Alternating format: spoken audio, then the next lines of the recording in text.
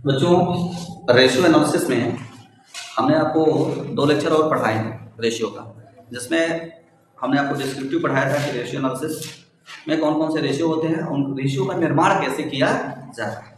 तो उसके descriptive question हमने पढ़ाए हैं। अगर आपने जो है उसको नहीं पढ़ा है तो उस वीडियो को जाके पढ़ लीजिए, ताकि आपको ये पता चल सके कि रेशियो बनता कैसे। आज हम लोग जो है रेशियो एनालिसिस पे टॉप मोस्ट 100 क्वेश्चन पढ़ेंगे।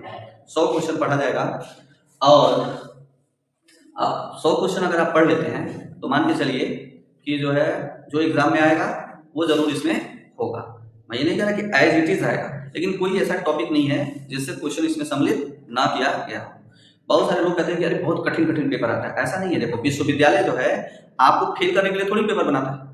वो तो चाहता है कि ये बच्चे जो है जल्दी से पास होकर अगले क्लास में जाए, है ना। अगर मान लो कठिन पेपर बना देगा, फेल होकर सब वही रुके रहेंगे तो अगले क्लास में कौन पढ़ेगा। इसलिए विश्वविद्यालय नॉर्मल क्वेश्चन बनाता है। आपके पॉइंट ऑफ व्यू से जो क्वेश्चन आते हैं, जिस हिसाब से क्वेश्चन आते हैं, आपको जो है मैंने अकाउंटिंग फॉर मैनेजर के पिछले साल का जो पेपर आया था, फर्स्ट पेपर और सेकंड पेपर दोनों पढ़ाया, उसको भी जाकर के पढ़िए, ताकि आपको आइडिया मिल जाए कि क्वेश्चन किस लेवल के पूछे गए थे और किस लेवल के क्वेश्चन आ सकते हैं। उसी को ध्यान में रखते हुए ये जो है 100 क्वेश्चन छाटा गया है, बनाया गया है। ठीक है, ये इसमें से तमाम क्वेश्चन जो है विभिन्न प्रकार के एग्जाम में पूछे गए, जैसे टीजीटी, पीजीटी, नेट, ये जो विश्वविद्यालय में एमकॉम का जो एंट्रेंस एग्जाम होता है, इन सब पेपरों से मिला करके और कुछ क्वेश्चन किताब से मिला करके इसको बनाया गया है। ठीक है, नॉर्मल क्वेश्चन है, फटाफट हम लोग करते हैं। अगर आपने अकाउंटिंग फॉर मैनेजर का पिछले साल का फर्स्ट पेपर सेकंड पेपर नहीं पढ़ा है तो उसको भी जाकर के मेरे चैनल पर पढ़ लीजिए। ठीक है, आइए शुरू करते हैं। थोड़ा समझ लेते हैं कि क्वेश्चन कहाँ से आया है। देखो, 1 से 15 क्वेश्चन जो है वो बेसिक है।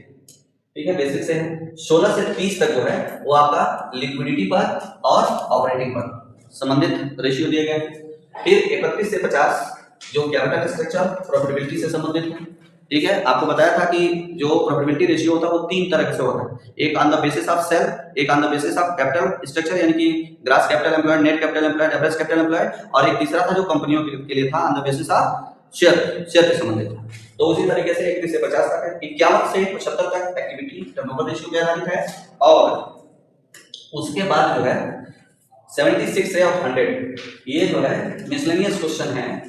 ठीक है, मार्केट वैल्यू पे और कुछ थोड़े मिक्स करके क्वेश्चन सभी में से आया है। ठीक है, तो ये आपको मैंने बता दिया, कोई भी इस चैप्टर से टॉपिक नहीं छूटा है।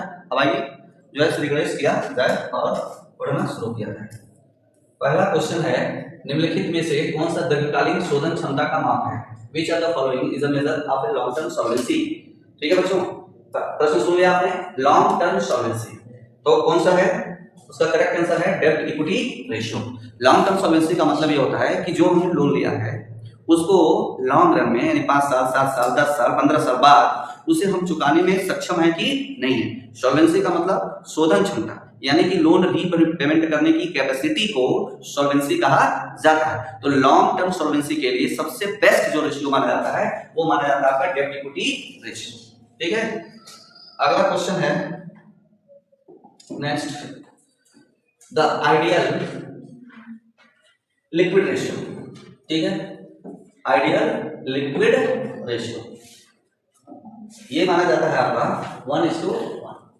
करेंट रेशियो जो होता है वो 2:1 होता है। और लिक्विड रेशियो का फार्मूला क्या होता है? फार्मूला होता है liquid assets upon current asset. अब जो current liability, liquid asset upon current liability. अब लिक्विड जो करेंट एसेट होता है उसमें से स्टॉक और प्रीपेड को हटा दीजिए तो जो बचता है वो क्या होता है? लिक्विड एसेट माना जाता है। अगला क्वेश्चन है, if current asset are 4 lakh और करेंट लायबिलिटी है 2 लाख, तो करेंट रेशियो क्या होगा? तो करेंट रेशियो का फार्मूला होता है, करेंट रेशियो इक्वल टू होता है current asset upon current liability. अब हमारे पास करेंट एसेट है 2 लाख, नहीं 4 लाख। करेंट एसेट कितना है? 4 लाख और करेंट लायबिलिटी है 2 लाख। तो आप इसे सॉल्व कर दिए, 2 एकम में 2, 2 दूनी 4, आ गया कितना रेशियो? 2:1। तो करेक्ट आंसर इसमें होगा बी। आगे बढ़ते हैं। अगला है inventory turnover ratio is a part of. Inventory turnover ratio activity ratio का पार्ट माना जाता है। तो करेक्ट आंसर क्या होगा? बी ऑप्शन, एक्टिविटी रेशियो का हिस्सा माना जाता है। जितने भी टर्नओवर रेशियो होते हैं सब के लिखिए, ऊपर आप देखेंगे। Question number 5, which ratio indicate the efficiency of organisation in managing its circulating capital, यानी कौन सा अनुपात अपनी परिसंचालित पूंजी के प्रबंधन में संगठन की दक्षता को दर्शाता है, और वो होता है रेशियो बच्चों वर्किंग कैपिटल टर्नओवर रेशियो। ठीक है, यही बताता है दक्षता, यानी वर्किंग कैपिटल जितना जल्दी जल्दी उलटफेर होगा, ठीक है, संस्था की प्रॉफिटेबिलिटी क्या होगी उतनी ज्यादा होगी। और जल्दी जल्दी अगर आप उलटफेर कर लेते हो, इसका मतलब आप ज्यादा मेहनत से काम कर रहे हो। जैसे सपोज है, मान लो 1 कुंटल माल खरीदा, 1 घंटे में बेच दिया, ठीक है, और 1 कुंटल माल खरीदा 2 दिन में बेचा, तो ज्यादा एक्टिव कौन है? 1 घंटे में बेचने वाला ना। अच्छा, ज्यादा प्रॉफिट कौन कमाएगा? 1 घंटे बेचने वाला। मान लीजिए आप सुबह में 1 कुंटल माल खरीदे, 1 घंटे में बेच दिए, अब वही व्यक्ति जो है कोई दूसरा व्यक्ति जो पूरे दिन में बेचता है, तो आपसे वो कम प्रॉफिट कमाएगा ना, क्योंकि अभी वो लेके बैठा है, तब तक बेच दिए, फिर गए दोबारा खरीद लिया, फिर बेच दिए, फिर दोबारा लेते हैं। जब तक वो एक बार बेच रहा है 5 बार बेच लिए। क्लियर है? तो वर्किंग कैपिटल का उलटफेर हो रहा है, इसलिए ये कहा है कि कौन सा अनुपात अपनी, यानी कि बीच of the efficiency of organisation. Efficiency मतलब कार्यक्षमता। ठीक, next question number 6, acid test ratio is calculated by dividing liquid acid test, quick ratio अथवा लिक्विड रेशियो, ये तीनों एक ही नाम है। ठीक है, तीनों क्या है? एक ही है। एसिड टेस्ट रेशियो बोलिए, लिक्विड रेशियो बोलिए, या क्विक रेशियो बोलिए। अब इसमें प्रश्न कर रहा है कि तरल संपत्ति को किससे विभाजित किया जाता है? तो भाई लायबिलिटी से विभाजित किया जाता है। ठीक है, किससे किया जाता है? करंट लायबिलिटी से। कौन सा ऑप्शन सही होगा? सी ऑप्शन सही माना जाएगा। इसका फार्मूला क्या होता है? Liquid asset upon current. तो क्या बन जाता है? Acid test ratio, liquid ratio या क्विक रेशियो कहा जाता है। नेक्स्ट क्वेश्चन है 7वां, लिखा proprietary ratio show the relationship between share holders fund and, जो प्रोप्राइटरी रेशियो होता है वो किसके बीच निकाला जाता है, किससे संबंध होता है? तो एक होता है शेयर होल्डर्स फंड, तो दूसरा का संबंध किससे होता है? Total assets. फार्मूला होता है इसका share holders fund upon total assets. ठीक है बच्चों, शेयर होल्डर्स फंड का मतलब क्या हुआ? Equity share plus preference share plus all reserve. ठीक है, और प्रॉफिट एंड लॉस का क्रेडिट बैलेंस का डेबिट बैलेंस उसमें से माइनस कर दिया जाता है, जो आता है वही माना जाता है proprietor fund. Next question number 8, operating ratio. Operating ratio है, ठीक है, इसका फार्मूला पूछ रहा है ऑपरेटिंग रेशियो। तो ऑपरेटिंग रेशियो का ये बेस है, किस बेस? सेल पर बेस है। ठीक है, प्रॉफिटेबिलिटी रेशियो में पहले बताया कि आपको ग्रॉस प्रॉफिट रेशियो होता है, फिर नेट प्रॉफिट रेशियो होता है, उसके बाद ऑपरेटिंग रेशियो होता है। तो इसका फार्मूला है ए, सही है, यानी कि अगर आप ऐसे नहीं समझ पा रहे हैं तो ऐसे लिख सकते हैं, operating cost upon net cell into 100। अब ये एक लाइन में लिखा है तो थोड़ा समझने में दिक्कत हो सकती है। नेक्स्ट क्वेश्चन है high inventory turnover ratio indicate. अरे भाई, हाई इन्वेंटरी टर्नओवर रेशियो अगर रहेगा इसका मतलब क्या हुआ कि जल्दी जल्दी माल बिक रहा है कि नहीं? तो जो एक्टिविटी है वो बेटर हो रही है, कार्यक्षमता जो है कर्मचारियों की क्या है? अच्छा है, और जल्दी जल्दी माल बिकेगा तो इससे प्रॉफिटेबिलिटी भी, यानी कि प्रॉफिट भी आपका बढ़ेगा और एक्टिविटी भी अच्छी मानी जाती है। तो जितना ज्यादा टर्नओवर होगा, टर्नओवर रेशियो, कोई भी टर्नओवर रेशियो जितना अधिक बार होता है उतना ही बेस्ट माना जाता है। अब इसमें आइए देखिए, लिखा है फास्ट मूविंग स्टॉक, तेजी से बिकने वाला स्टॉक, यही आपका करेक्ट आंसर माना जाएगा। ठीक है, अगला क्वेश्चन है, अब 3 ऑप्शन देख लीजिए। स्लो लिखा है, ओवर शॉपिंग ऑफ वरी, तो होगा नहीं, तो तेजी हो। Question number 10, interest coverage ratio is also known. Interest coverage ratio को एक अन्य किस नाम से जाना जाता है? तो इसका करेक्ट आंसर है टाइम इंटरेस्टेड अर्न रेशियो। ठीक है, टाइम इंटरेस्ट अर्न रेशियो, एक दूसरा नाम। Question number 11, return on investment is calculated as, यानी कि आरओआई की गणना की जाती है। कैसे किया जाता है? Net profit before interest and tax upon capital employed into 100। देखो भाई, आप समझो, इसमें जो है, जो ये इंटरेस्ट है, ये तो हर हाल में पेमेंट करना होता है, चाहे आप काम करो या ना करो। बोलो सही है कि नहीं? और कर्जे के हिसाब से तो तय नहीं होगा ना कि प्रॉफिट कितना कमाओगे, ये किससे तय होगा? आपकी मेहनत करने से तय होगा। और जो भी प्रॉफिट कमाओगे वो भी क्या है? टैक्स। तो ये भी नॉन ऑपरेटिंग है और ये भी नॉन ऑपरेटिंग है। बात समझ रहे हो कि नहीं? दोनों नॉन ऑपरेटिंग है। तो प्रश्न ये पूछा है कि रिटर्न पर प्रतिफल, यानी कि आप जितना लगाए हो, कैपिटल एम्प्लॉयड जितना लगाए हो, उस पर कितना रिटर्न आता है। मान लीजिए सपोज दैट कि श्रुति मिश्रा, ठीक है, और मान लीजिए क्या नाम है, नेहा, दोनों लोग MBA कर लिए, ठीक है, और MBA करके जॉब करने लगे। अब क्या है कि श्रुति मिश्रा के पिताजी पुलिस में, तो पैसा घूस खा के रखे। ठीक, तो इन्होंने जो है फीस टाइम से भर दिया। अब नेहा के पिताजी ने कर्जा लेकर के पढ़ाया। अब दोनों की जब सैलरी मिलने की बारी आई, ठीक है, तो नेहा कमा कमा के पहले क्या दे रही है, कर्जा दे रहे हैं। तुमको दिखाई देगा पैसा? नहीं दिखाई देगा ना, क्यों? लेकिन इसका मतलब क्या है कि ये मान लिया जाएगा नेहा कमाई नहीं रही है, माना जाएगा ना कि कमा रही है। तो इसीलिए बिफोर लिया जाता है, ना कि आफ्टर। बात समझ में आया? अगला क्वेश्चन है, Which of the following are not included in liquid assets? Liquid asset में बच्चों स्टॉक को नहीं सम्मिलित किया जाता है और प्रीपेड को सम्मिलित नहीं किया जाता है। लिक्विड एसेट में cash in hand, cash at bank, marketable securities, ठीक है, short term, very short term investment, ठीक है, और डेब्टर्स, इनको सम्मिलित किया जाता है। क्या नहीं सम्मिलित होता है? दो चीज, एक स्टॉक और दूसरा प्रीपेड। अब प्रश्न क्या पूछ रहा है? नहीं सम्मिलित किया जाता है, तो भाई ये तो सम्मिलित होता है, बीआर भी सम्मिलित होता है। आगे बढ़ते हैं, फिर है क्या नहीं सम्मिलित होता है? इन्वेंट्री। अभी बताया ना, इन्वेंट्री सम्मिलित नहीं होता है। और एक कौन सा नहीं सम्मिलित होता है? प्रीपेड। क्वेश्चन नंबर 13 लिख रहा है, वेरी हाई करंट रेशियो में भी, यानी कि बहुत अधिक चालू अनुपात का तात्पर्य क्या हो सकता है? अरे बहुत ज्यादा आपका करंट रेशियो है। करंट रेशियो का जो आइडियल रेशियो माना जाता है वो माना जाता है 2:1, ठीक है, क्या आइडियल रेशियो माना जाता है? 2:1 करंट रेशियो। अब ये और अधिक, तो 2:1 का मतलब ये हुआ, ठीक है, 2:1 का मतलब ये हुआ कि अगर मेरी 1 रुपए की देनदारी है तो मेरे पास कितने रुपए हैं? 2 रुपए, ठीक है, 1 रुपए की देनदारी है तो कितने हैं? 2 रुपए। अब अगर मान लो ये 3:1 हो जाए तो इसका मतलब 1 रुपए की देनदारी है और मेरे पास एसेट कितने हैं? 3 रुपए, यही ना? तो आप बताइए, आप अत्यधिक मात्रा में पैसा रख रहे हो फंसा के, तो अगर उसको कहीं इन्वेस्ट किया जाए, कुछ कार्य उस पर किया जाए तो प्रॉफिट बढ़ेगा कि नहीं बढ़ेगा? तो इसका मतलब यह है कि धन का खराब निवेश, यानी आपके पास कोई आइडिया ही नहीं है कि इस पैसे को हम कहां इन्वेस्ट करें। तो करेक्ट आंसर क्या होगा? सी होगा, ठीक है, poor investment.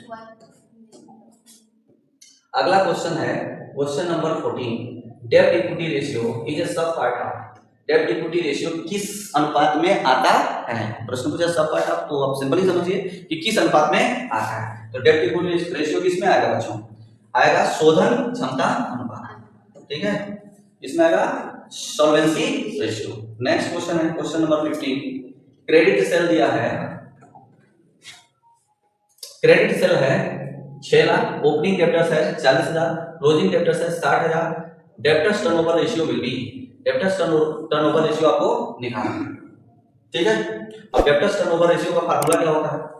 Debtors turnover ratio का फार्मूला होता है नेट क्रेडिट, लिखिएगा, net credit cell upon average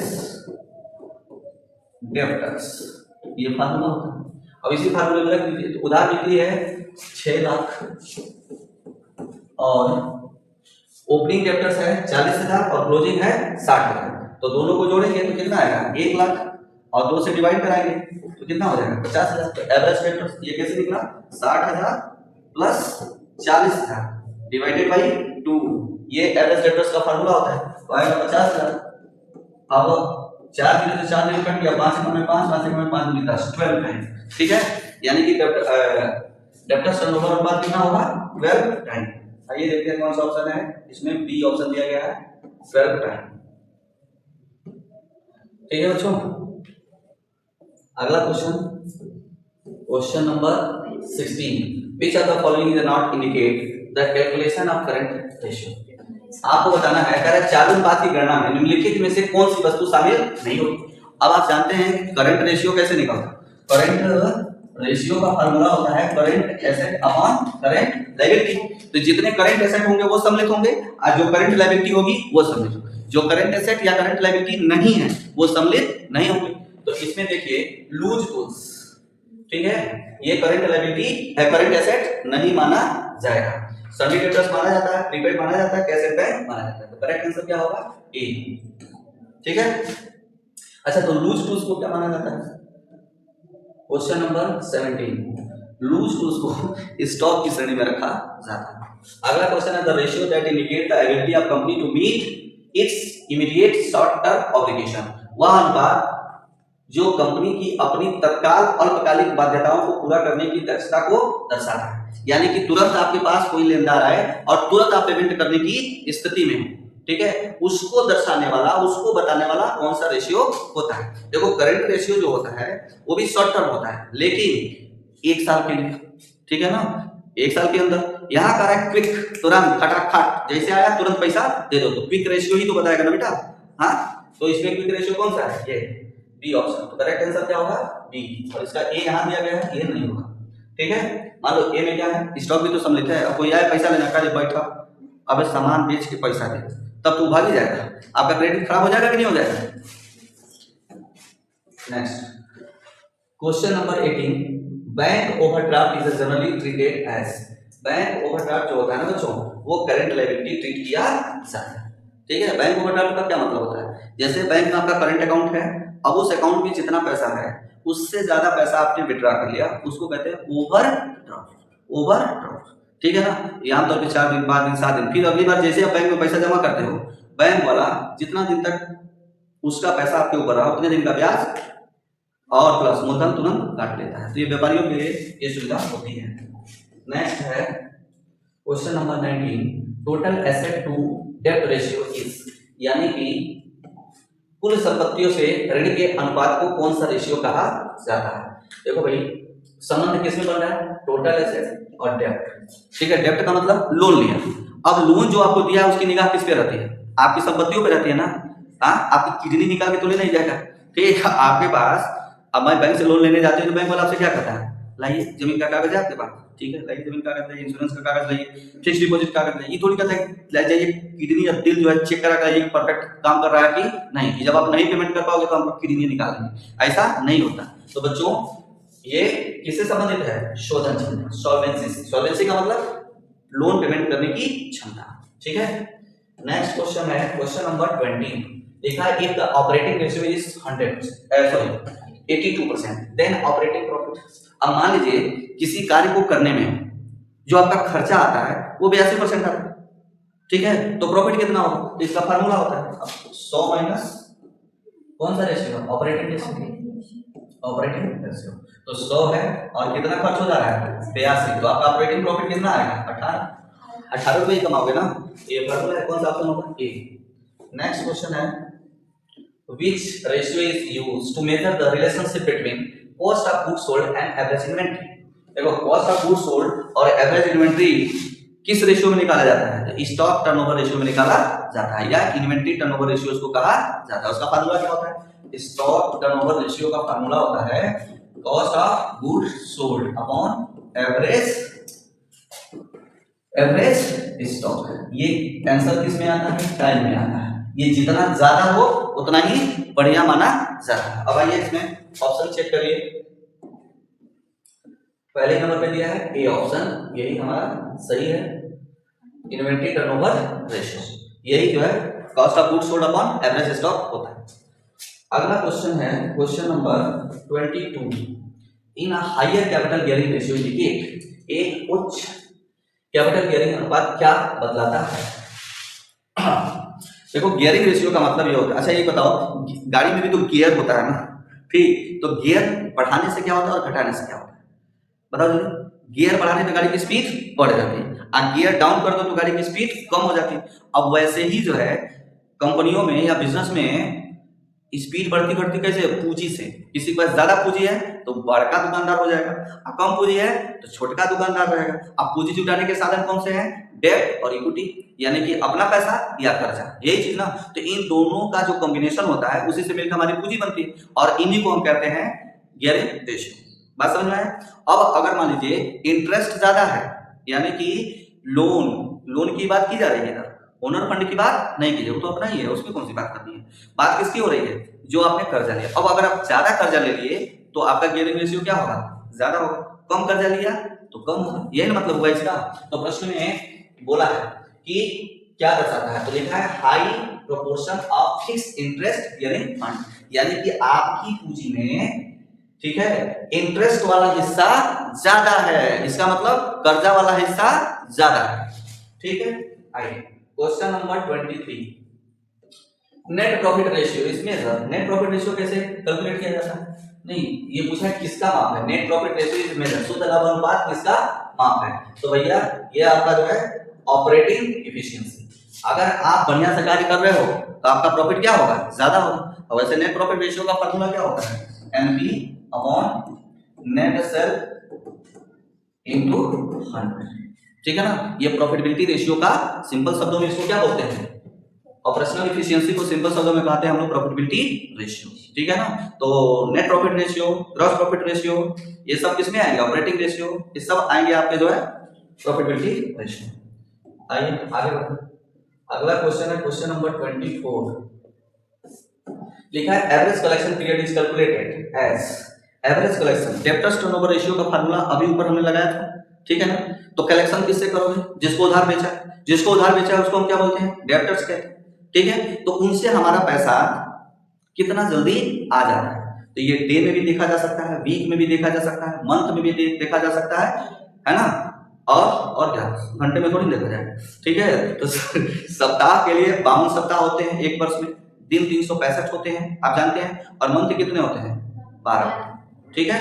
तो आप ये रेशियो जितना ज्यादा होगा उतना ही बेस्ट माना जाता है, क्यों, इसका मतलब ये होता है कि पैसा जल्दी जल्दी वसूल हो जाता है। अगर आपका डेब्टर कलेक्शन जल्दी जल्दी होता है, ये आपके क्रेडिट पॉलिसी को भी बताता है कि आप कितने दिन के लिए उधार दे रहे हो और पैसा आपका कितना जल्दी आ जाएगा। अगर जल्दी पैसा आ जा रहा है तो बैड डेब्ट होने के चांसेस कम हो जाएंगे। अगर किसी को उधार देके दूसरा मंगे मत करिए, तो सोच लेता है भूल गया है कि नहीं। ऐसे चक्कर में कई बार व्यक्ति, हम ही कई लोग पैसा दिए, अब वैसे रिश्ते में है कि हम उनसे सोचते हैं कि कहा पैसा मांगे 2000 रुपया दिए और व्यक्ति लाखों कमा रहा है, ठीक है। अब वो व्यक्ति सोच रहे हैं भुला गया, ठीक है, तो वो बैड डेब्ट्स में चला जाएगा भाई। तो आपने डेब्टर्स टर्नओवर रेशियो का फार्मूला पढ़ा कि net credit cell upon average debtors, इसे उलट दीजिए, ठीक है। तो फार्मूला क्या बन जाएगा, ठीक है, फार्मूला बन जाएगा आपका average debtor upon net credit sale, और अगर मंथ में निकालना है तो 12 से, दिन में निकालना है 365 से, और वीक में निकालना है तो 52 से, ठीक है बच्चों। लेकिन ऐसा तो सर ऐसा तो ऑप्शन दिया ही नहीं, ठीक है ना। इसमें अब वो तो वही से जाना भाई, डेब्टर्स टर्नओवर रेशियो का ही तो फार्मूला बस उल्टा कर दिया गया, ठीक है। तो इसी में दिन से तो इतना ही एक्स्ट्रा काम किया है हम, तो इसमें देखो कौन सा डेब्टर्स टर्नओवर और इनटू 365, तो दिन में किया तो ये हमारा करेक्ट आंसर हो सकता है 365 अपॉन डेब्टर्स टर्नओवर रेशियो, ये वाला सही है, ठीक है। कौन सा सही है बेटा, बी वाला सही है, क्योंकि वहां पर जब यहाँ रेशियो निकालोगे तो इसमें आएगा, तो किसमें आएगा, बी में 365, करेक्ट आंसर होगा ये, फार्मूला ये है, ओके। अगला है interest coverage ratio, interest coverage ratio equal to, formula पूछ रहा है आपसे, interest coverage ratio equal to, अब यहां रहेगा, ठीक है, अपॉन फिक्स इंटरेस्ट चार्ज। तो क्या रहेगा इसमें, तो net profit before interest and tax, correct answer क्या होगा, net profit before interest and tax. किसको कवर कर रहे हो, ब्याज को कवर कर रहे हो ना, तो आपकी कमाई तो देखी जाएगी। तो इंटरेस्ट के बाद वाला कमाई देखोगे कि इंटरेस्ट के पहले वाला, पहले वाला। अब इंटरेस्ट मिल गया तो उसके पास बचा नहीं बचा, उससे हमको क्या करना, माने हमने किसी कर्जा दिया, ठीक, ब्याज का पैसा ले लिया, उसके पास नहीं बचा तो हम रोएंगे, क्यों रोएगा, उससे मतलब है, वो समझे आप क्यों। तो हमें क्या चाहिए, बिफोर चाहिए, बिफोर इंटरेस्ट एंड टैक्स। तो फार्मूला इसका क्या होगा, interest coverage ratio net profit before interest and tax upon fix interest charge. Next question है क्वेश्चन नंबर 26, व्हाइल कैलकुलेटिंग डेब्ट इक्विटी रेशियो, कह रहा है कि जब आप डेब्ट इक्विटी रेशियो निकालते हो तो डेब्ट का क्या मतलब है, लॉन्ग टर्म शॉर्ट टर्म दोनों है, या केवल लॉन्ग टर्म, दो ही तरह का लोन होता है ना, या तो लॉन्ग टर्म होता है या तो शॉर्ट टर्म होता है। तो लॉन्ग टर्म शॉर्ट टर्म, तो शॉर्ट टर्म के लिए तो करंट रेशियो होता है, वहीं पे निकालते हैं ना, current asset upon current liability. तो यहाँ पर अगर डेब्ट इक्विटी रेशियो की बात कर रहा है, इसका मतलब कौन सा होना चाहिए, लॉन्ग टर्म होना चाहिए, और शॉर्ट टर्म के लिए करंट रेशियो, ठीक है बच्चों। अगला क्वेश्चन है question number 27, earning per sale ratio EPS, क्या कैलकुलेट करना है, ईपीएस, ईपीएस। देखो ई का मतलब क्या है, अर्निंग, पी का मतलब है पर शेयर, किसके लिए, इक्विटी शेयर होल्डर्स की बात कर रहा है ना ये। तो इक्विटी शेयर होल्डर्स को पैसा कब मिलता है, इंटरेस्ट टैक्स देने के बाद, ठीक है ना, तभी पैसा मिलता है। तो profit after interest and tax upon total number of equity share, यही फार्मूला होना चाहिए, ठीक है। तो ईपीएस का फार्मूला क्या होगा, profit after interest and tax upon total number of equity. क्यों, कौन सा ऑप्शन इसमें है, देखो net profit available for equity share, बात वही लिखा है, इनके लिए पैसा कौन सा होता है, upon number of equity share. तो करेक्ट आंसर आपका होगा बी। आगे बढ़ते हैं, क्वेश्चन नंबर 28। लिखा है निम्नलिखित में से किससे चालू अनुपात में सुधार होगा। ठीक है, यानी आपका करंट रेशियो दिया गया है, उस करंट रेशियो में सुधार करना चाहते हैं। सुधार करने का मतलब करंट रेशियो बढ़ाना चाहते हैं। जैसे अगर मान लो 1.5:1 है तो उसको 2:1 में कर दो, या 2 है तो 2.5:1, यानी बढ़ाने की बात कर रहे हैं। सुधार कैसे होगा, तो कैसे सुधार होगा, जब आप अपने डेटर्स का पेमेंट करोगे तो जो है आपका करंट रेशियो क्या हो जाएगा, बढ़ जाएगा। ऐसे नहीं समझ में आया तो एग्जांपल लेके समझ लो। मान लो किसी के पास 1 लाख की एसेट है, कितने की एसेट है, 1 लाख, और 50,000 की लायबिलिटी, तो इसका रेशियो क्या है, 2:1। अब कहता है कि और इंप्रूव कर दो। ठीक है, तो आप क्या करिए, इसमें से 20,000 रुपए पेमेंट कर दीजिए लायबिलिटी में से। तो जब 20,000 आप 30,000 मान कर दीजिए। ठीक है, तो क्या ना करें, 25,000 करें, चलो ठीक है 25,000 कर दीजिए। तो 25,000 कर देंगे तो अब करंट लायबिलिटी आपकी कितनी बच जाएगी, 25,000। जब पेमेंट करोगे तो यहाँ से कैश भी तो जाएगा, और पैसे दोगे तो करंट एसेट में तो कैश होता है, तो 25,000 इधर भी कम हो गया। तो अब इधर कितना हो गया, 75 है।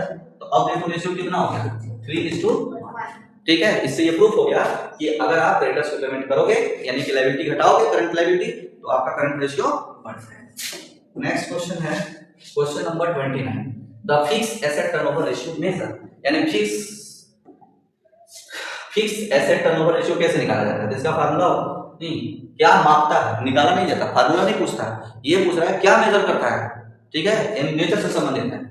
Fixed asset turnover ratio is measures, क्या मेजर करता है, efficiency of using fixed asset to generate sale, यानी कि बिक्री उत्पन्न करने के लिए स्थिर संपत्तियों के उपयोग की दक्षता, यानी कि आप अपने संपत्तियों का कितना बेटर यूटिलाइजेशन कर रहे हो, कितना ऑप्टिमम यूटिलाइजेशन कर रहे हो, ये बताने वाले रेशियो को हम क्या कहते हैं, फिक्स्ड एसेट टर्नओवर रेशियो। जैसे मान लीजिए आपके पास कार है, ठीक है, क्या है, कार। तो ड्राइवर के लिए, जो लोग टैक्सी भाड़ा पे चला रहे हैं उनके लिए कार फिक्स एसेट होगी कि नहीं होगी। हाँ, अब मान लीजिए कि ये कार दिल्ली में है, तो दिल्ली वाले, जैसे दिल्ली में लोग कहते हैं जाओ सस्ती कार मिल जाएगी, है ना, बात सही है, सस्ती मिल जाती है। 2 ही साल 3 साल पुराना मॉडल 10 लाख की कार है 4 लाख में मिल जाता है। काहे मिल जाता है, वो इसलिए मिल जाता है क्योंकि वो उस कार को ऊपर से तो सुंदर रहता है लेकिन अंदर से वो खोखला हो चुका है। कैसे, वो कार खरीदेगा और कितने ड्राइवर रखेगा, 3, है ना, 3 शिफ्ट में चला रहा है। कितने शिफ्ट में चला रहा है, 3 शिफ्ट में, 24 घंटा वो कार चल रही है। एक ड्राइवर चला के रखा, फिर दूसरा ड्राइवर लग गया, फिर तीसरा। अपने वहां गोरखपुर में एक ड्राइवर चला रहा है 8 घंटे, बोलो बात सही है कि नहीं। तो अब बताओ जल्दी कार कौन सी पुरानी होगी, दिल्ली वाली पुरानी होगी, लेकिन ऊपर से पेंट तो पुराना नहीं होगा। इंजन की क्षमता चलने पर देखी जाती है ना, कि कितना किलोमीटर वो चल गया। गाड़ी सर्विसिंग कितने दिन पे कराते हो, दिन के हिसाब थोड़ी ना, कितना किलोमीटर चल गया उसके बाद सर्विसिंग आप कराते हो, ऐसा ही होता है। तो अगर ये ज्यादा गाड़ी चल रही है तो 2 ही 3 साल में गाड़ी का सारा दाम निकल जाएगा, तो प्रॉफिट ज्यादा ये कमाएगा कि जो एक बार चला रहा है वो कमाएगा, जो 3 बार चला रहा है वो कमाएगा ना। क्यों, तो एसेट टर्नओवर रेशियो का मतलब हुआ कि कितना जल्दी हमारा एसेट क्या हो गया, नया हो गया। 2 साल चला के बेच के फिर से नया ले लिया, बेटर यूटिलाइजेशन इसने किया। ठीक है, तो efficiency using fixed asset to generate sale. Next question है question number 30। Price earning ratio is calculate as, यानी कि पीई रेशियो कैसे गणना किया जाता है। इसका फार्मूला होता है market price per share upon earning per share. तो पिछला वीडियो जब मैं पढ़ाया था तो इसमें जितने भी रेशियो थे सारा रेशियो समझाया था और उस पर न्यूमेरिकल भी कराया था।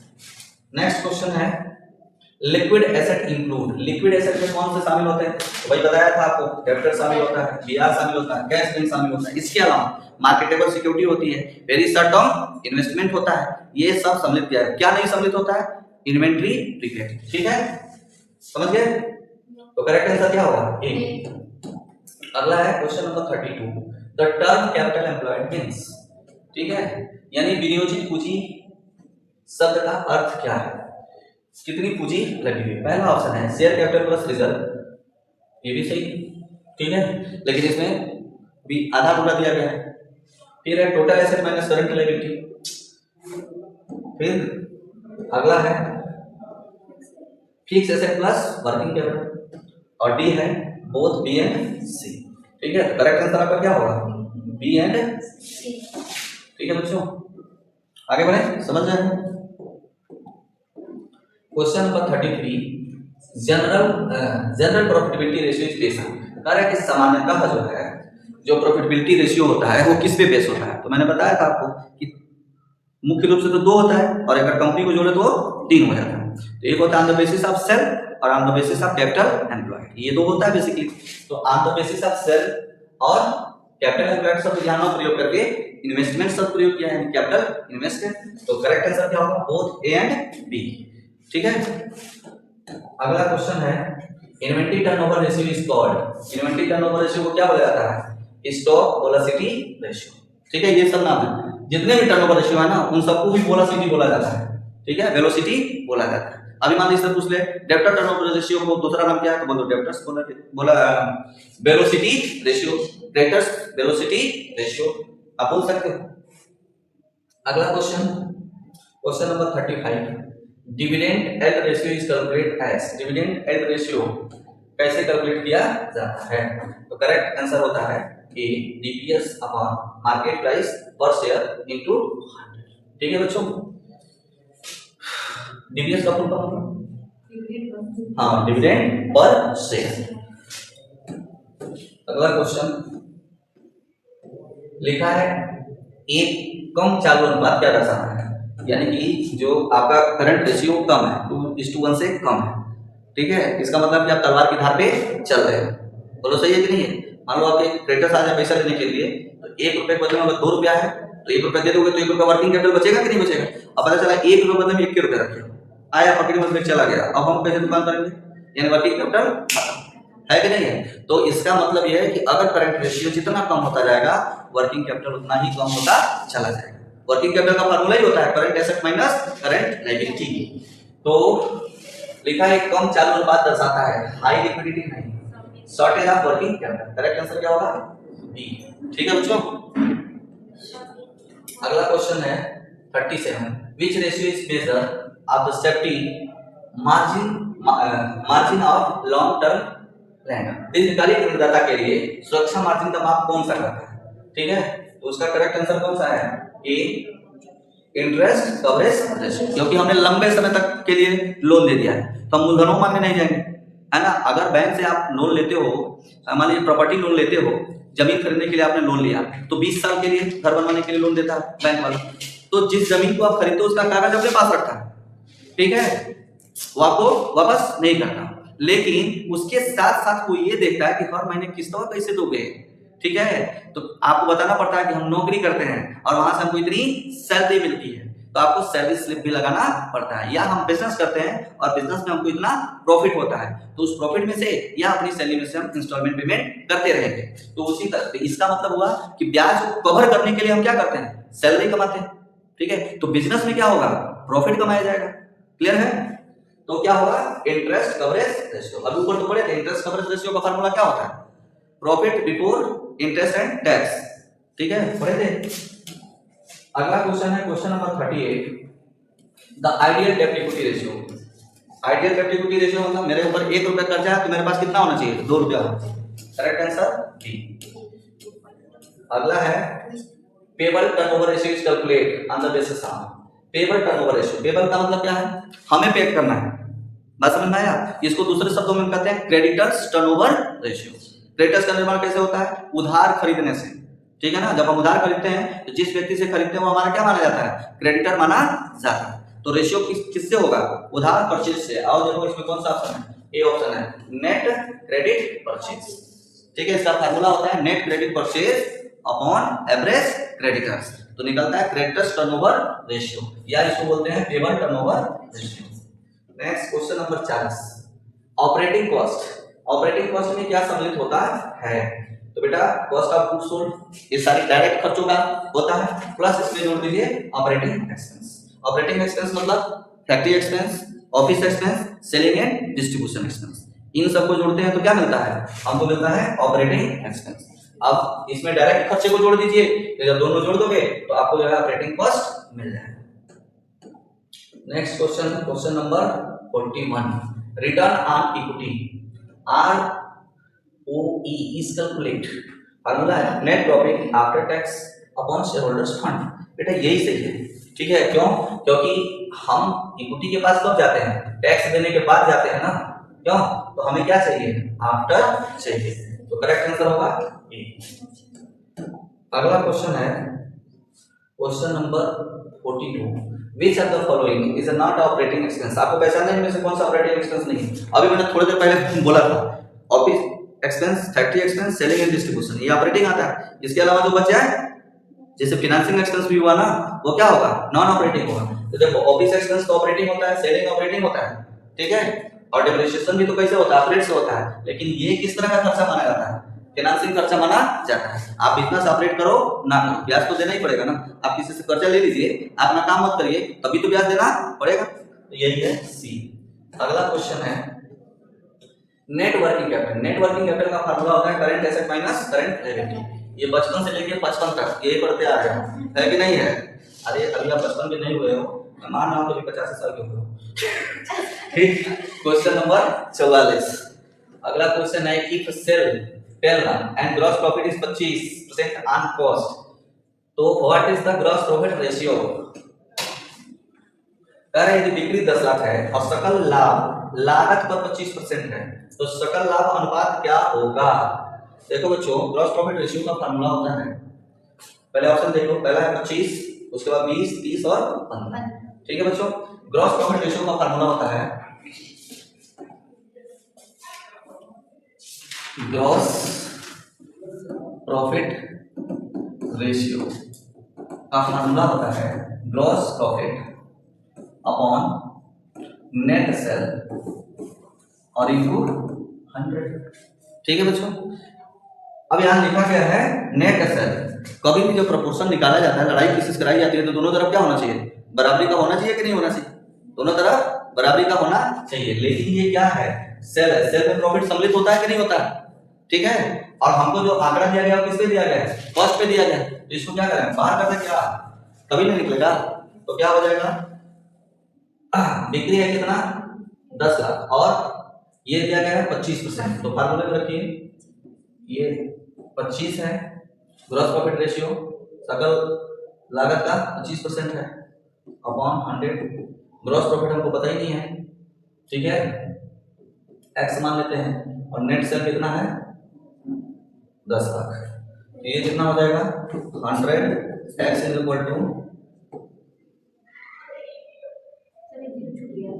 हाँ चलो 10 लाख गुणे 25, तो एक्स इज इक्वल टू कितना हो जाएगा 10 लाख इंटू 25/100। ये ऐसे सीधे सीधे समझिए और लंबा चौड़ा लिखने की कोई जरूरत। मान लो लागत कितनी है 100 रुपए, ठीक है ना, लागत है 100 रुपया और प्रॉफिट कितना है 25, तो कितना होगा 125 होगा कि नहीं होगा, क्लियर है। तो ये हो जाएगा आपका सेलिंग प्राइस कितना 125, तो ग्रॉस प्रॉफिट 25 है, ठीक, नेट सेल कितना निकल गया 125 और इंटू 100, ये ना, तो 25 से कम है 25, 25 बचे 125, 5 गुना 10, तो कितना परसेंट आएगा 20%। ठीक है, समझ में आया, ठीक है। माना कि कॉस्ट कितनी है, ये हमने 100 रुपया मान लिया लागत, और कह रहा है कि 25% उस पे क्या लेना है, प्रॉफिट लेना है, तो सेलिंग प्राइस कितना निकला 125, तो फार्मूले में रख दीजिए gross profit 25 upon net cell 125 into 100 आ गया 20%। तो कह रहा है सकल लाभ अनुपात कितना होगा 20% होगा। समझ गए बच्चों, ठीक है, आगे बढ़े, नोट किए थे कि कर लिए थे। अगला क्वेश्चन है proprietary ratio is also known. Proprietary ratio के एक किस अन्य नाम से जाना जाता है, प्रोप्राइटर मतलब मालिक, ठीक है, मालिक का एक रेशियो और कौन सा होगा, net worth to total assets ratio, ठीक है। टोटल एसेट में इनकी स्थिति क्या है भाई, टोटल एसेट कैसे आया होगा, दो तरह के पैसे से आया होगा, एक हम लगाए होंगे मालिक और एक कर्जा लेके किए होंगे बस समझ में आया, तब ना टोटल एसेट आया होगा। तो उसमें से जो है हमारा कितना है, तो करेक्ट आंसर ए होगा। Question number 46, fixed asset ratio is, fixed asset ratio क्या होता है, सॉल्वेंसी रेशियो माना जाता है, ठीक है ना। फिक्स्ड एसेट रेशियो को क्या माना जाता है, सॉल्वेंसी। नेक्स्ट क्वेश्चन है 47, which are the following is a non operating income. आपको बताना है कि इनमें से कौन सा non operating income. Operating income का मतलब होता है जो बिजनेस संचालित करने से होता है, और नॉन ऑपरेटिंग का मतलब कि हम बिजनेस नहीं भी संचालित कर रहे हैं तब भी हमको इनकम हो जाए। तो भैया profit on sale of fixed asset, आपका जो संपत्ति है बेच दिए, ये कौन सा बिजनेस है भाई? तो ये क्या होगा? Non operating. अगला क्वेश्चन है question number 48, credit velocity is also known. देखो अभी मैं बताया था वेलोसिटी को टर्नओवर बोला जाता है, टर्नओवर को वेलोसिटी। तो लिखा है क्रेडिट वेलोसिटी, क्रेडिट मतलब उधार, क्रेडिट मतलब क्या होता है बेटा? उधार। और जिसको उधार बेचते हैं उसको क्या कहते हैं? डेब्टर्स। ठीक है, तो करेक्ट आंसर क्या होगा? Debtors turnover ratio. Question number 49, ratio analysis is useful for. Ratio analysis किसके लिए यूजफुल होता है? ठीक है, तो फाइनेंशियल एनालिसिस के लिए। सही है भाई, इसके लिए तो यूजफुल होता ही होता है। फिर है कंपैरिजन ऑफ परफॉर्मेंस, प्रदर्शन की तुलना करने के लिए रेशियो निकाल के तो देखा रहता है। और पूर्वानुमान और योजना, यानी कि फोरकास्टिंग एंड प्लानिंग के लिए तो करेक्ट आंसर होगा ऑल ऑफ द एबव, सभी के। अगला क्वेश्चन है question number 50, debtor service coverage ratio is an important for, यानी इसके लिए इंपॉर्टेंट होता है। देखो लिखा है डेब्ट सर्विस कवरेज रेशियो, यानी जो हमने लोन लिया है उसको कवर करने का रेशियो। तो भैया हमने लोन लिया है तो जो हमको लोन दिया होगा उसके लिए ना प्रमुख बात होगी। तो हमको लोन कौन देता है? बैंक देता है। ठीक है, या हम अगर डिवेंचर के माध्यम से लाते हैं तो डिवेंचर होल्डर देता है। तो इसमें ऑप्शन कौन सा है? B, bank. एक हो गया और दूसरा फाइनेंशियल इंस्टीट्यूशन। ठीक है, इनके लिए महत्वपूर्ण होता है। इसके बाद है question number 51, inventory turnover ratio कैसे निकाला जाता है? अभी बताया था, cost of goods sold upon average stock, यही फार्मूला होता है। देखो इसमें क्या है, अच्छा नहीं ये कुछ भी नहीं किया है, लिखा है इन्वेंटरी टर्नओवर रेशियो मेजर्स स्कंद आवक अनुपात मापता है। क्या मापता है? Efficiency of inventory management. जो इन्वेंटरी मैनेजमेंट होता है उसकी दक्षता को मापता है, ये कितना बढ़िया से काम कर रहा है। नेक्स्ट क्वेश्चन है formula of debtors turnover ratio, बताया था ऊपर सवाल कराया था, net credit cell upon average. Question number 53, average payment period is calculated. अरे भाई एवरेज पेमेंट पीरियड कैसे निकलेगा? 365 का पर, ठीक है, क्रेडिट टर्नओवर रेशियो, या फिर इसको उल्टा करके करो और फिर इनटू 365 या 52 है जो भी हो। Next question, question number 54, which ratio show the relationship between revenue from operation and working? कौन सा अनुपात संचालन से राजस्व और कार्यशील पूंजी के बीच संबंध को बताता है? देखो किसके किसके बीच में? वर्किंग कैपिटल, ठीक है, और revenue from operation. Revenue from operation sale को कहते हैं ना, रेवेन्यू फ्रॉम ऑपरेशन किसको कहते हैं? सेल को। भाई ऑपरेशन का मतलब क्या है? संचालन, और संचालन करने से जो रेवेन्यू आता है उसको क्या बोलते हैं? सेल बोलते हैं। तो क्या होगा इन दोनों के बीच में? वर्किंग कैपिटल टर्नओवर रेशियो, ठीक है ना, ये फार्मूला होगा। नेक्स्ट क्वेश्चन है question number 55, fix asset turnover ratio. यहां पे गायब है अपॉन नेट फिक्स एसेट, तो क्या होगा? कॉस्ट ऑफ गुड्स सोल्ड या sale upon net fix assets, ये फार्मूला बनता है। अगला क्वेश्चन है question number 56, high debtors turnover ratio implies. अगर डेब्टर्स टर्नओवर रेशियो क्या है?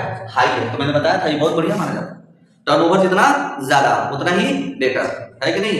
लोग बोलते हैं इनका टर्नओवर इतना है, इनका टर्नओवर इतना है ना, तो सबका टर्नओवर निकाला जाता है। तो अगर हाई टर्नओवर है, उच्च देनदार आवक है, इसका मतलब ये है कि आप जिस व्यक्ति को उधार बेचते हो उससे टाइम से वसूल हो जाता है। अगर 15 दिन की क्रेडिट पे बेच रहे हो तो 15वें दिन पैसा आपको मिल जा रहा है, ठीक है। 30 दिन पे बेच रहे हो तो 30 दिन में पैसा आपको मिल जा रहा है। इसका मतलब है कि इफिशिएंट क्रेडिट मैनेजमेंट। जो व्यक्ति उधार बेचे तो जो वसूली करने वाले हैं वो 14 तारीख को फोन कर कहते हैं 15 तारीख आने वाला है, और आपने कहा था कि 15 को। दूसरा क्या है? कह रहा है कि quick collection from debtors, debtors से जो है जल्दी वसूली हो जाती है। इसका मतलब करेक्ट आंसर क्या है? Both A and B. अगला क्वेश्चन है ऑपरेटिंग प्रॉफिट रेशियो। देखो ऑपरेटिंग प्रॉफिट रेशियो का फार्मूला होता है operating profit upon net selling to 100, ठीक है। तो ये आपका हुआ। अब ऑपरेटिंग प्रॉफिट क्या होता है? तो नेट प्रॉफिट में से आप जो है, जैसे आपको क्वेश्चन में नेट प्रॉफिट अगर दिया गया है नेट प्रॉफिट, तो इसमें क्या करिए, इस नेट प्रॉफिट में से less non operating income less कर दीजिए। अब जो आता है इसमें ऐड कर दीजिए नॉन ऑपरेटिंग एक्सपेंस, तो आपको मिल जाएगा क्या? मिल जाएगा ऑपरेटिंग प्रॉफिट। ऑपरेटिंग प्रॉफिट का मतलब बिजनेस को संचालित करने से जो आय होती है उसको हम क्या कहते हैं, ऑपरेटिंग। एंड नेट प्रॉफिट में क्या होता है, नॉन ऑपरेटिंग भी सम्मिलित होता है, ठीक है ना। जैसे एग्जांपल के तौर पे मान लीजिए 1000 रुपये नेट प्रॉफिट दिया गया, ठीक है। अब इस 1000 में 200 रुपया हम मकान किराए पे उठाए उसका मिला हुआ है, तो बताओ ये नॉन ऑपरेटिंग हुआ ना। बिजनेस तो हमारा कुछ और है, मकान तो किराए पे उठाना नहीं है, तो हम 200 रुपये ये दुकान कमाने के बाहर कमाने के, बाहर कमाने के ना, तो इसको घटाना पड़ेगा कि नहीं घटाना पड़ेगा। तो कितना हो गया, दुकान का कितना हुआ 800, ठीक। लेकिन हमने कर्जा लिया था उस मकनिया को बनवाने के लिए, 100 रुपये ब्याज देते हैं। तो ये बताओ ब्याज को बिजनेस संचालित करने की वजह से हो रहा है, नहीं हो रहा है। वो तो ना भी संचालित करे तभी 100 रुपये देना पड़ेगा। तो हमारा नॉन ऑपरेटिंग एक्सपेंस कितना हुआ 100 रुपया। तो जब हम जोड़ेंगे तब पता चलेगा कि रियल में हमने कितना कमाया। तो रियल में हमारा काम करने से कितना आया 900 रुपया। नेक्स्ट क्वेश्चन है question number 58, which of the following is a turnover ratio. आपको बताना है इसमें से कौन सा टर्नओवर रेशियो है। फिक्स एसेट रेशियो नहीं, स्टॉक टर्नओवर रेशियो, नाम से ही पता चला। और question number 59, gross profit ratio कैसे कैलकुलेट किया जाता है। ग्रॉस प्रॉफिट रेशियो का फार्मूला तो बताया था कि gross profit upon net cell into 100। बच्चों करेक्ट आंसर क्या होगा, ए। किससे भाग, देखो ग्रॉस प्रॉफिट तो दिया गया है, ये वाला हिस्सा दिया गया है, 100 वाला भी हिस्सा दिया गया, नहीं दिया था क्या प्रश्न, तो प्रश्न में क्या है नेट सेल, और ए ऑप्शन क्या है नेट सेल। करेक्ट आंसर ये। आगे बढ़ते हैं और question number 60, capital gearing ratio is the relationship between. Capital gearing ratio किसके बीच में संबंध बताता है। तो भैया हम बताया था ना कि गियरिंग वाली की बात किया जाए, लेवरेज की बात किया जाए तो सब कर्जा से संबंधित होता है। तो किसके बीच में निकलता है, equity capital and fixed interest bearing fund. ठीक है बच्चों, तो ये आपका करेक्ट आंसर क्या होगा 60 होगा।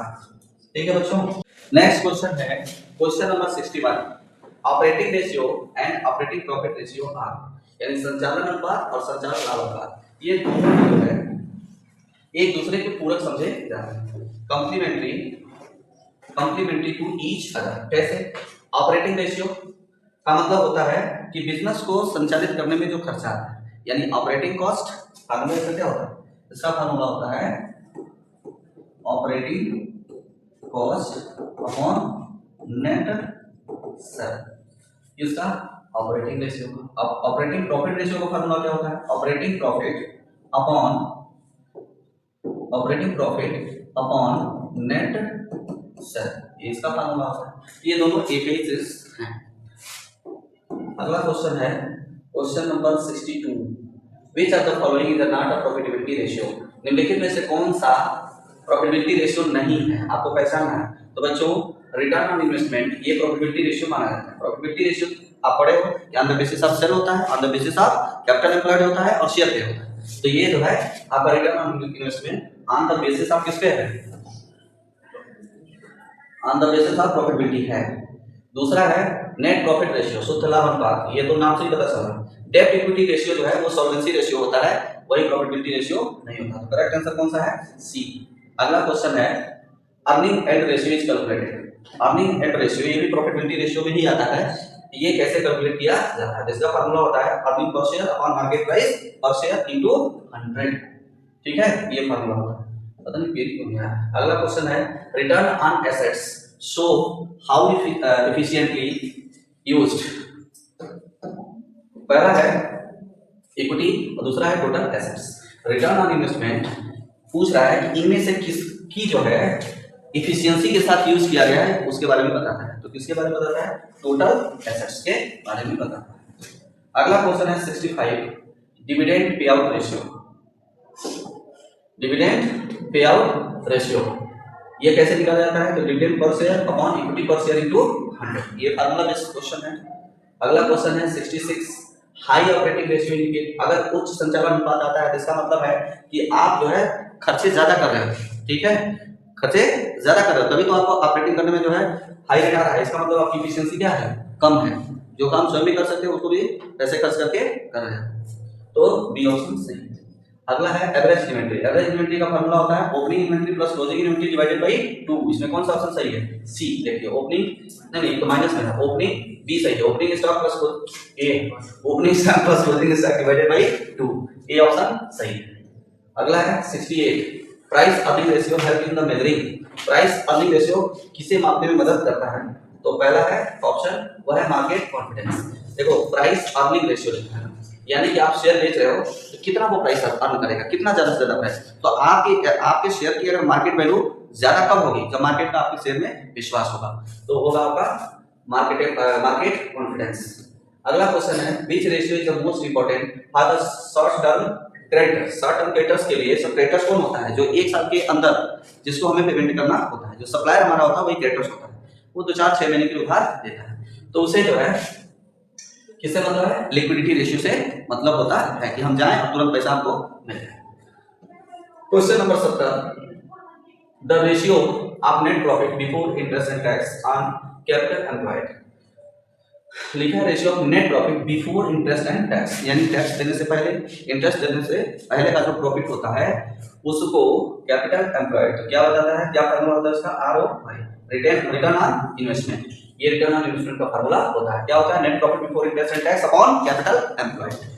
ठीक है बच्चों, next question, question number 71, financial break even point is related to financial leverage. Break even point जानते हैं आप, जहां पर प्रॉफिट होता है ना लॉस होता है, ठीक है, वो ब्रेक इवन पॉइंट कहा जाता है। अब ये फाइनेंशियल ब्रेक इवन पॉइंट की बात कर रहा है, मतलब ये है कि लेवरेज का मतलब होता है कि हमें डेब्ट और इक्विटी दोनों जब बराबर हो कैपिटल स्ट्रक्चर में। अगला है debtor velocity indicate, debtors velocity यानी डेब्टर्स टर्नओवर, ठीक है, डेब्टर्स वेलोसिटी मतलब debtors turnover, average collection period. Correct answer क्या है? Average collection period. Debtors velocity किसको इंडिकेट करता है? औसत वसूली को। ये टर्नओवर जितना ज्यादा होगा उतना ही बढ़िया है। इसका मतलब हम जिसको उधार देते हैं उससे जल्दी पैसे वापस आ जाते हैं, यानी कि एफिशिएंसी क्या है? ठीक है। नेक्स्ट क्वेश्चन है 73, margin of safety can be improve by. ठीक है, अगर मार्जिन ऑफ सेफ्टी आपको बढ़ानी है, मार्जिन ऑफ सेफ्टी एमओएस का फार्मूला होता है actual sale minus break even sale, यानी कि ब्रेक इवन पॉइंट से जितना ऊपर का सेल होगा उतना ही ज्यादा मार्जिन ऑफ सेफ्टी होता है। ठीक है बच्चों, तो क्या इंडिकेट करता है? कह रहा है इंक्रीजिंग सेलिंग प्राइस, दूसरा है रिड्यूसिंग फिक्स कॉस्ट, तीसरा है reducing variable cost. Selling price बढ़ा लीजिए तभी आपका बीपी से सेल बढ़ जाएगा, फिक्स कॉस्ट को घटा लीजिए, वेरिएबल कॉस्ट को घटा लीजिए तब भी आपका एक्चुअल बढ़ जाएगा। इसका मतलब करेक्ट आंसर क्या होगा? ऑल ऑफ द एबव, उपरोक्त सभी। अगला क्वेश्चन है the relationship between operating profit and sale. Operating profit और सेल का फार्मूला जो होता है उसको बोलते हैं ऑपरेटिंग प्रॉफिट रेशियो। अभी मैंने ऊपर लिखा। क्वेश्चन नंबर 75 है solvency ratio is generally express. जो सॉल्वेंसी रेशियो होता है वो किस में व्यक्त किया जाता है? तो ये जो आपका प्योर रेशियो होता है, ठीक है ना, रेशियो कई तरह का होता है, परसेंटेज रेशियो होता है, प्योर रेशियो होता है और रेट रेशियो, दर, ठीक है ना।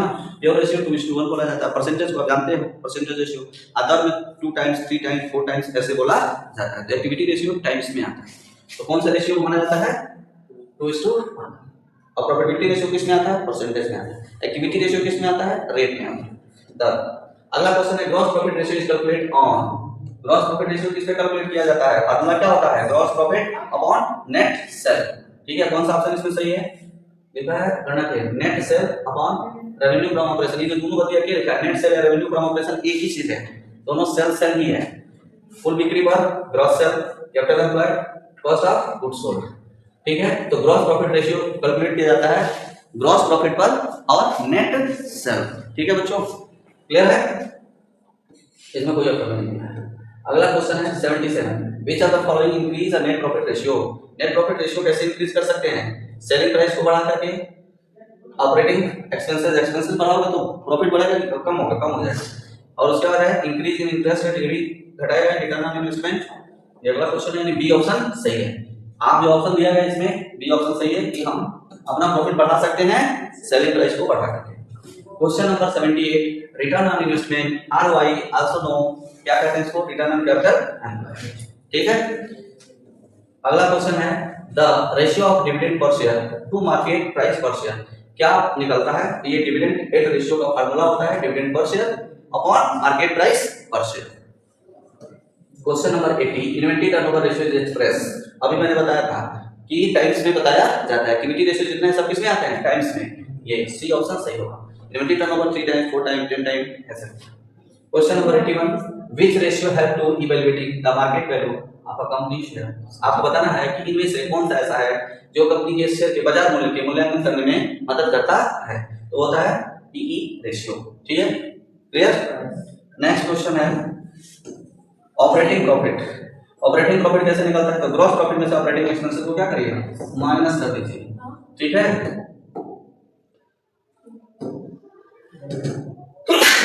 सॉरी बैठा वाला सॉरी ठीक आने पर। अगला क्वेश्चन है क्वेश्चन नंबर 83। लिखा है कि operating ratio 75 then operating profit. आपका खर्चा कितना है, ऑपरेटिंग रेशियो 75 और ऑपरेटिंग प्रॉफिट, तो आपका खर्चा 75 रुपया है तो प्रॉफिट कितना रुपया हो, 25 रुपया। 100 माइनस ऑपरेटिंग रेशियो, ये फार्मूला होता है, तो कितना होगा 25%। अगला है fix asset to share holders fund ratio. Fix asset को जो है किसके साथ निकालना है, शेयर होल्डर्स के साथ। Fix asset to share holders fund ratio क्या अनुपात कहा जाता है, सॉल्वेंसी रेशियो कहा जाता है, शोधन अनुपात। नेक्स्ट क्वेश्चन है 85, window dressing in financial statement affected. Window dressing का मतलब होता है बनावटी, फाइनेंशियल स्टेटमेंट में अपने हिसाब से जो है सजा देना, झूठ मूठ का ट्रांजैक्शन दिखा देना, क्या इफेक्ट होगा। तो कहा है कि एक वित्तीय ऋणों में विंडो ड्रेसिंग किसे प्रभावित करता है, तो एक्यूरेसी ऑफ रेशियो को प्रभावित करेगा, गलत आएगा। लिक्विडिटी मेजरमेंट जो करोगे वो भी गलत आएगा, प्रोफिटेबिलिटी जो करोगे वो भी गलत आएगा। करेक्ट आंसर होगा all of the above. Question number 86, which ratio is obtain by the master ratio. किस रेशियो को अक्सर मास्टर रेशियो कहा जाता है, तो होता है रिटर्न ऑन इन्वेस्टमेंट। ये कौन सा रेशियो है, सारे रेशियो को पापा है, मामा है, नहीं मामा नहीं पापा है, ठीक है ना, मास्टर रेशियो। अगला है cost of goods sold. Cost of goods sold कैसे निकलता है, ओपनिंग स्टॉक परचेज जोड़ दीजिए, सिर्फ सारे डायरेक्ट परचेज जोड़ दीजिए और क्लोजिंग स्टॉक। और दूसरा फार्मूला क्या होता है, सेल में से ग्रॉस प्रॉफिट को घटा दीजिए। दो फार्मूला, दोनों में से कौन सा दिया है, दोनों दिया है। और opening stock plus purchase plus direct minus closing और सेल्स माइनस प्रॉफिट, तो सही आंसर क्या होगा, both A and B. Question number 88, board लग रहा है हैंग कर गया, पेन नहीं आ रहा है। अगला क्वेश्चन है हाई गियरिंग रेशियो। अगर गियरिंग रेशियो हाई है इसका मतलब आपने लोन ज्यादा लिया है और अपनी पूंजी कम लगा है, तो लो इक्विटी एंड हाई डेब्ट। डेब्ट इक्विटी रेशियो मेजर कैसे किया जाता है, तो डेब्ट इक्विटी रेशियो निकाला जाता है,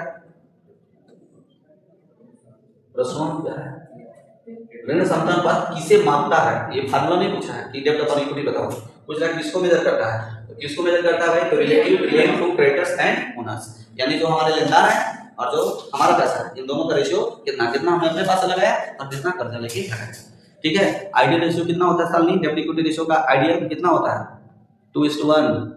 ठीक है, पढ़ाई नहीं किया, कल पढ़ाए थे। रिटर्न रेशियो नहीं, रिटेंशन रेशियो, प्रतिधारण अनुपात 100 minus dividend payout ratio, ये फार्मूला इसका होता है। Question number 19, quick asset include all direct assets except, मैंने बताया था इन्वेंटरी और प्रीपेड, इन दोनों को छोड़ दिया जाए, करंट एसेट में से घटा दिया जाए तो जो बचेगा वो क्विक या लिक्विड एसेट माना जाता है। नेक्स्ट क्वेश्चन है question number 92, asset turnover ratio measure. Asset turnover ratio किस पे मेजर, क्या मेजर करता है, क्या मापता है, फार्मूला नहीं पूछ रहा है, क्या मापता है, तो भैया asset turnover ratio activity ratio में आता है। ये मापता है कि आप एसेट को कितनी एफिशिएंसी के साथ यूज कर रहे हैं, यानी टोटल एसेट को पूरे वर्ष में कितनी बार रोटेट कर दे रहे हैं, यानी आपकी पूंजी कितना जल्दी दोगुना तिगुना चौगुना हो जा रही है। तो इसका करेक्ट आंसर होगा efficiency of asset of general revenue, राजस्व उत्पन्न करने के लिए संपत्ति के उपयोग करने की क्षमता। Next question, question number 93, capital turnover ratio is the relationship between capital turnover ratio किसके बीच में होता है, लिखा है sale and capital employed. Correct answer यही है। अगला क्वेश्चन है 94, which of the following is absolute liquidity ratio. Absolute liquidity ratio कौन सा होता है, एकदम, जिसको हम पहला होता है करंट रेशियो, फिर होता है लिक्विड रेशियो, उसके बाद होता है एब्सोल्यूट लिक्विडिटी रेशियो। ठीक है, तो उसमें जो है केवल कैश एंड कैश इक्विवेलेंट को सम्मिलित किया जाता है, यानी कैश बैंक मार्केटेबल सिक्योरिटी को सम्मिलित किया जाता है, इसका दूसरा नाम होता है cash ratio.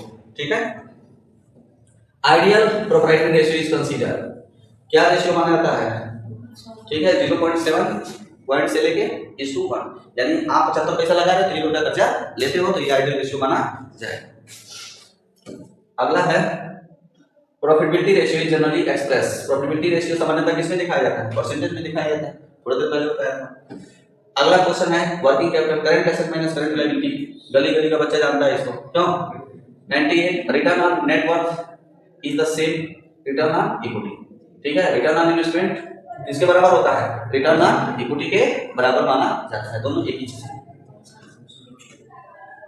Question number 99 which of the following is the composite या मिक्स रेशियो, इनमें से बताना है कौन सा कंपोजिट या मिक्स रेशियो माना जाता है। करंट रेशियो यानी जिसको balance sheet ratio, gross profit ratio, income statement ratio, inventory turnover ratio, दोनों को मिश्रण होता है, ठीक है। क्यों? क्योंकि इन्वेंटरी टर्नओवर रेशियो का फार्मूला क्या है?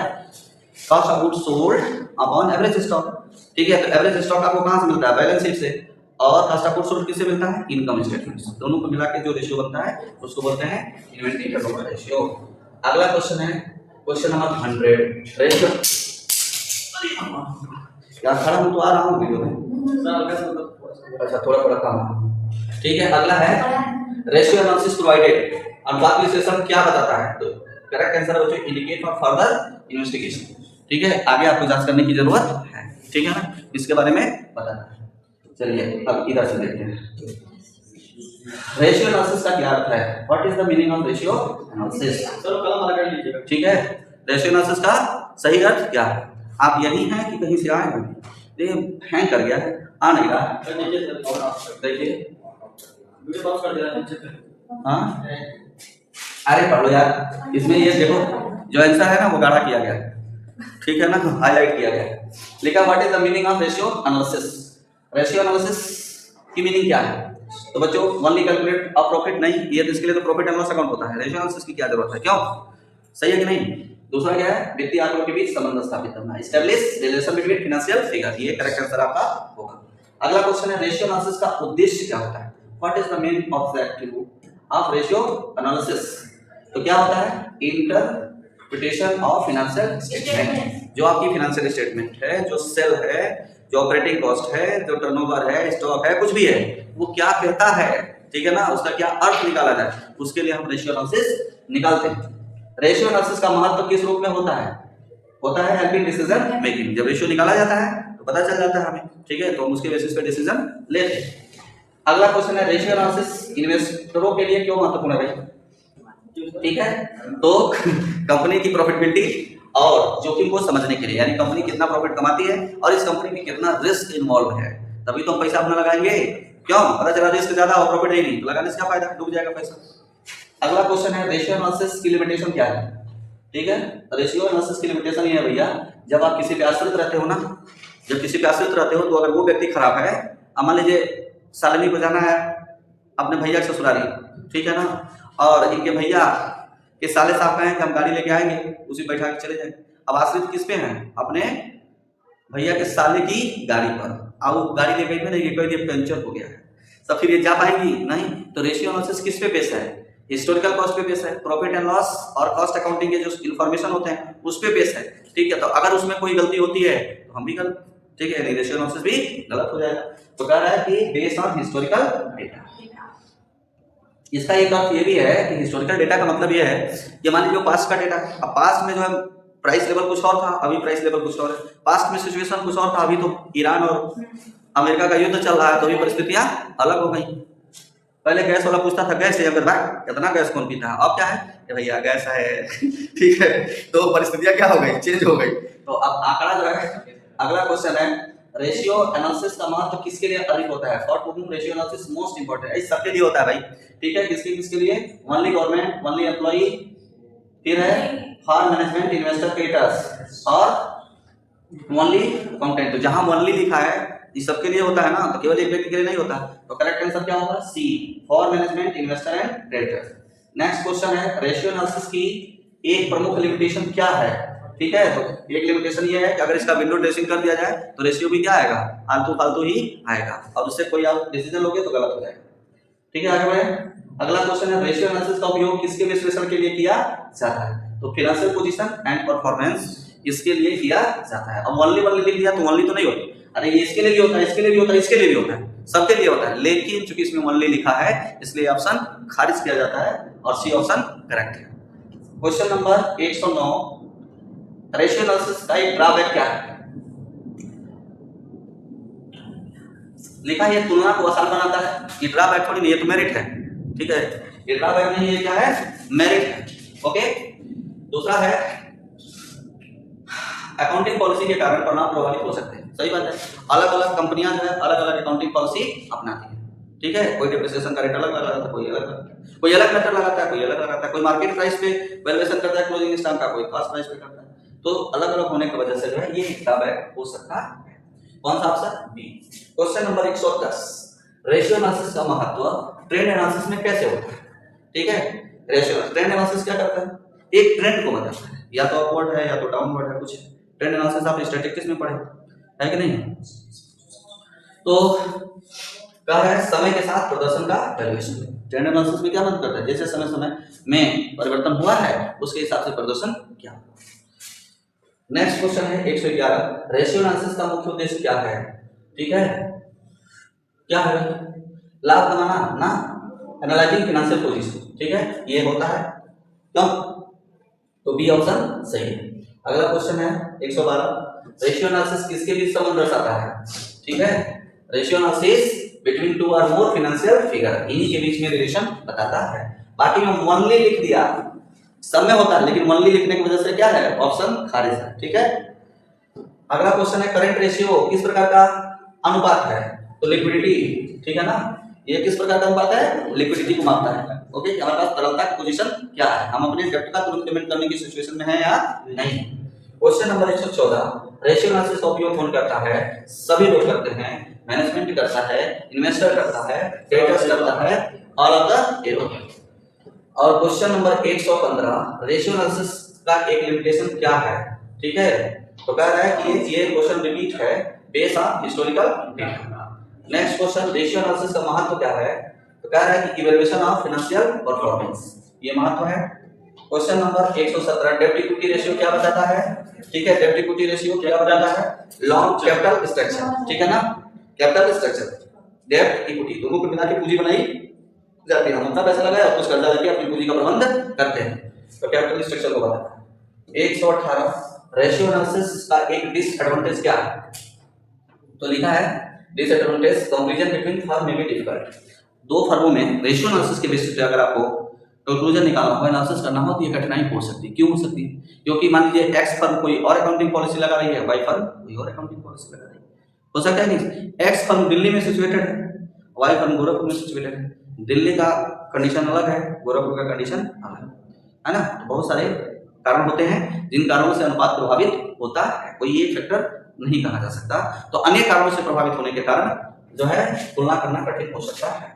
Question number 119, inventory turnover ratio किससे संबंधित है, तो एक्टिविटी रेशियो में आता है, ये जानते हैं। रेशियो एनालिसिस का उपयोग किसके लिए किया जाता है, ठीक है, रेशियो एनालिसिस का उपयोग इंटरप्रिटेशन ऑफ फाइनेंशियल स्टेटमेंट, ठीक है। तो कुल 120 क्वेश्चन हम लोगों ने पढ़ा और एक चैप्टर से 120 क्वेश्चन पढ़ लिया, तो आप समझ सकते हैं कि कोई भी कोना उसका बाकी नहीं। अगर इस वीडियो को पूरा कंप्लीट आप पढ़ते हैं, 2 बार 3 बार पढ़ते हैं, समझ लेते हैं, तो गारंटी है कि रेशियो एनालिसिस से कोई भी क्वेश्चन एग्जाम में आएगा, आप इस पोजीशन में होंगे कि आप उसे सॉल्व कर सकते हैं, बशर्ते कि आप शुरू से लेके आखिर तक वीडियो कंप्लीट देखें। वीडियो को भगा के देखते हैं, स्किप करके देखते हैं, तो कुछ भी समझ में आने वाला नहीं है, ठीक है बच्चों। अगर आपने चैनल को सब्सक्राइब किया है तो बहुत बहुत धन्यवाद है आपका, नहीं किया है तो सब्सक्राइब कर लीजिए, फिर आपका धन्यवाद हो जाएगा, है ना। तो आज के लिए राधे राधे, मिलते हैं अगला क्लास हम लेंगे कैश फ्लो स्टेटमेंट पे, आपको जो है क्वेश्चन बताया जाएगा, उस वीडियो को भी अवश्य पढ़िए। क्या कैश फ्लो स्टेटमेंट आपके अकाउंटिंग फॉर मैनेजर के फर्स्ट पेपर का हिस्सा है, ये भी रेशियो एनालिसिस फर्स्ट पेपर का हिस्सा है, फंड फ्लो तक आता है, ठीक है, हम लोग पढ़ रहे हैं इसमें जो है। और जब कैश फ्लो को पढ़ेंगे तो उससे भी आपको 15-16 क्वेश्चन एग्जाम में आते हैं, अवश्य मिलेगा, तो वो वीडियो भी जरूर पढ़िए, आपको पड़ोसी की कसम है, ठीक है। आज के लिए बस इतना ही।